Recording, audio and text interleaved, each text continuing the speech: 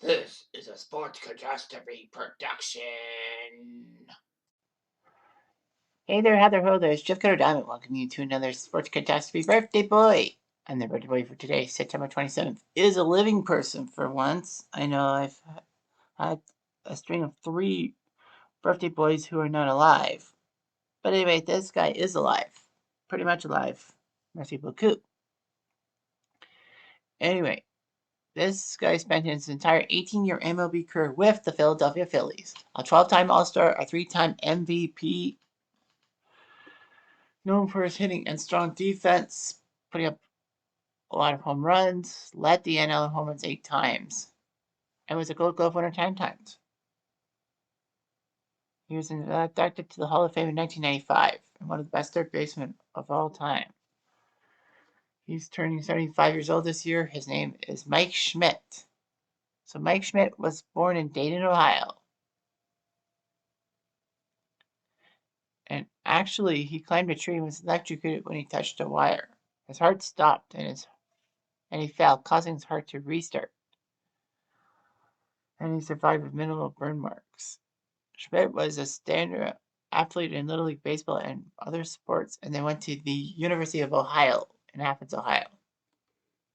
He got Ohio to play in the College World Series in 1970 and was shortstop for the All-America team. Philly decided they needed to draft him, so they drafted him in the second round of the 1971 MLB draft.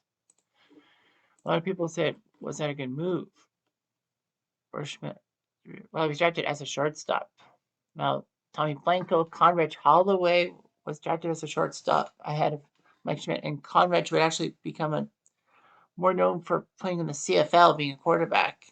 Taylor Duncan, Tom Fearson, Nate Rasmussen, Dale Sunderland, Craig Reynolds. Well, Pittsburgh got Craig Reynolds, but he was better when he was with Houston. Mike Miley. And then George Brett was a shortstop 29th pick, and then Mike Schmidt went at number 30. So, man, so many teams could have had a good shortstop, including the Expos.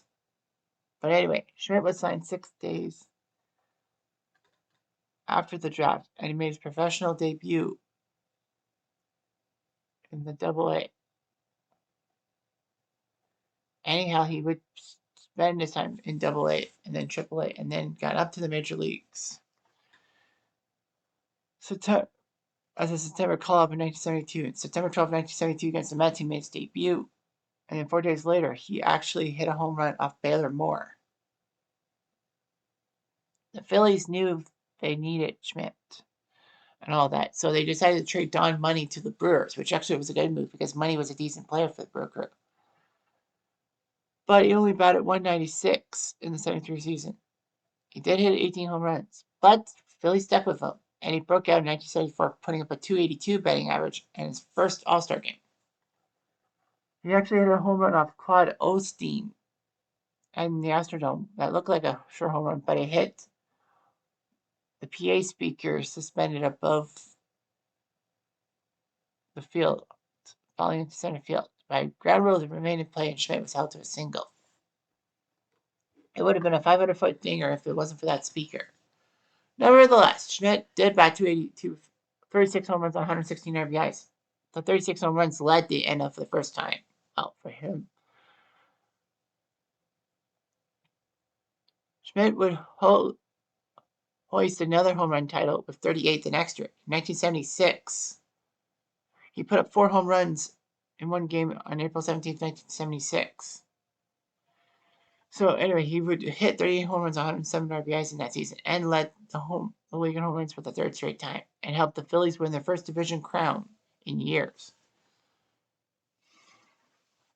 Mike Schmidt became the first player to be given a $500,000 a year annual salary. It would be $2.8 million this year.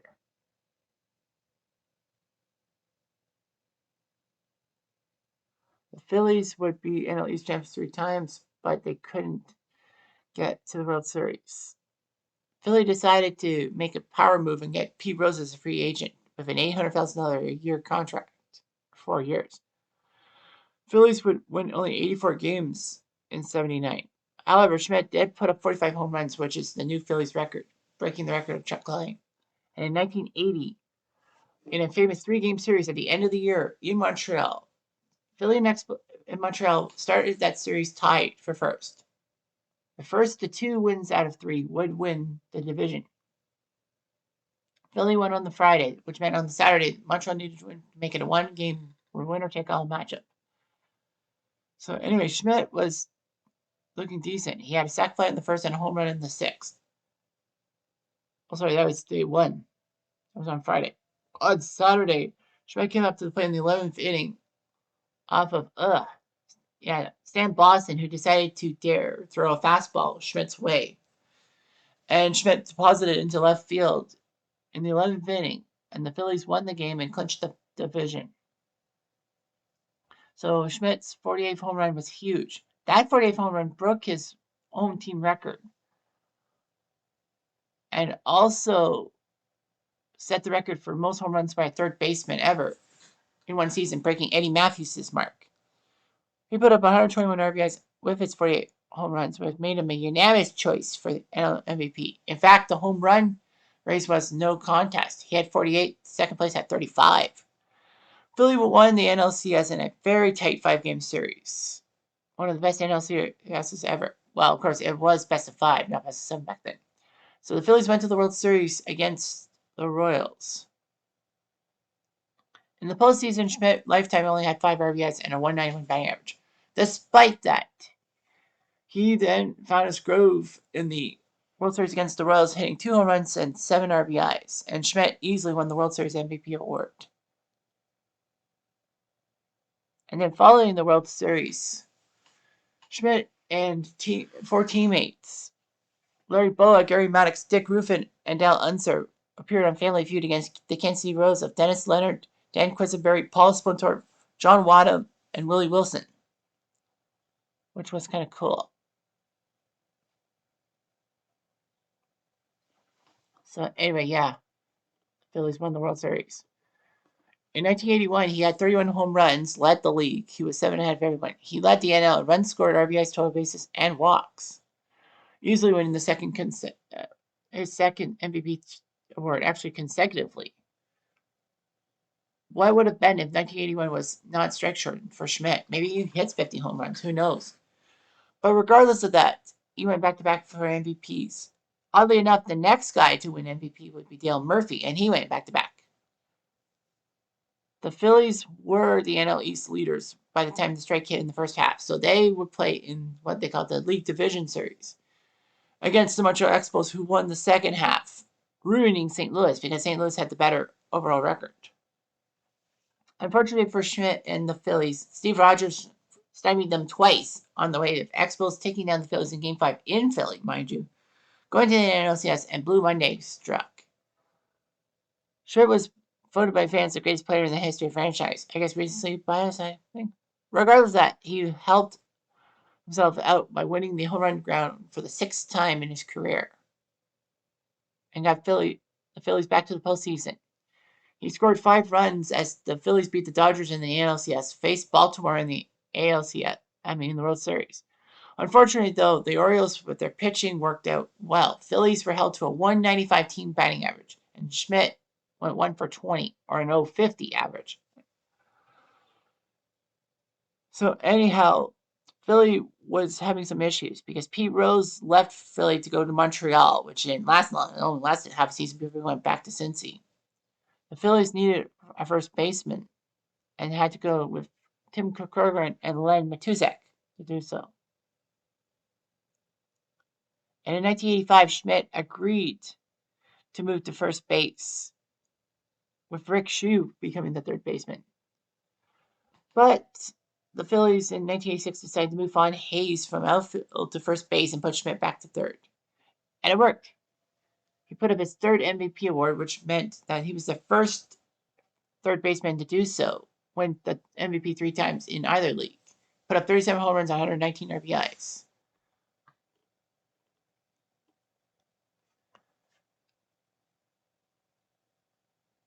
Anyway, later on in April 1987, Schmidt would hit a massive 3-run home run off Don Robinson to help the Phillies win the game 8-6. Put up put himself in the 500 home run club. Unfortunately, Schmidt's rotator cuff caused him to miss the last month of the 1988 season. In 1989, he returned healthy, decided to announce his retirement because he felt like he was letting the team down. So he made an emotional retirement speech. And who can forget his last words? Some 18 years ago, I left Dayton, Ohio with two very bad knees and a dream of becoming a Major League Baseball player. And then through tears, he said, I thank God this dream came true. So, anyway, despite the subpar start and all that, the fans voted Schmidt to be the starting third baseman for the NL All-Star team. He didn't want to play, but he did participate in the opening ceremony because why not? So anyhow, in his career, he batted .267 with 548 round trippers and 1,595 RBIs. He's still the Phillies record holder for games played, at-bats, plate appearances, runs, RBIs, home runs, walks, strikeouts, runs created, sacrifice flies. And Schmidt's 548 home runs actually is the major league record for a player with just one team. Can you imagine? Schmidt hit 548 home runs. And nobody had done it with just one team. Here are the players ahead of him. Barry Bonds played for the Giants, but he also played for the Pirates. So he played for the Pirates and Giants. Hank Aaron played for the Braves, but people forget that he ended his career with the Brewers for 2 seasons. So he would have been there. Babe Ruth played for the Yankees and the Boston Braves. People forget about that in 1935. Albert Pujols played for the Cardinals and Angels and Dodgers. A-Rod played for the Mariners, the Rangers, and the Yankees. Willie Mays played for the Giants, then the Mets. Yeah, he played his last 2 years with the Mets. People forget about that. Griffey Jr. played for a variety of teams, including Seattle, Cincy, and the White Sox. Jim Thome played for the White Sox and Indians. Slim and Sammy Sosa was a Cub, a White Sox, and a Ranger. Frank Robinson was an Oriole and a Red, and I think an Indian, too, when he played. McGuire played for the A's and Cardinals. Harmon Killebrew played for... Who did he play for if it wasn't the Twins? I thought he was always a Twin. Spent most of his year with the Twins. Who else did he play for? Oh, yeah, he played his final year with the Royals in 1975. I did not know that. Rafi Palmeiro played for the Orioles and the Rangers, among others. And the Cubs even, too. Reggie Jackson played for the Angels, Yankees, and A's and Orioles. Man Ram was a Red Sox and Cleveland Indian. So, yeah, those are the guys ahead of Schmidt in the home run race, but they played for multiple teams. Schmidt did not. He's the only infielder to win 10 gold gloves and hit 500 home runs. And the only infielder. Willie Mays and Ken Griffey Jr. also did that too, but they're outfielders. Schmidt was basically named Player of the Decade in the 1980s, and who could blame him? Philly retired his number in May 1990, which was to be expected. Schmidt, on the first try, was named to the Baseball Hall of Fame with 96.5%, and at that time it was the 4th highest voting percentage. Practically, Schmidt was huge, and he was named the starting third baseman of the All-Century team. Philly honored him with some statues and all that, and he's a vocal advocate for the reinstatement of Pete Rose to baseball.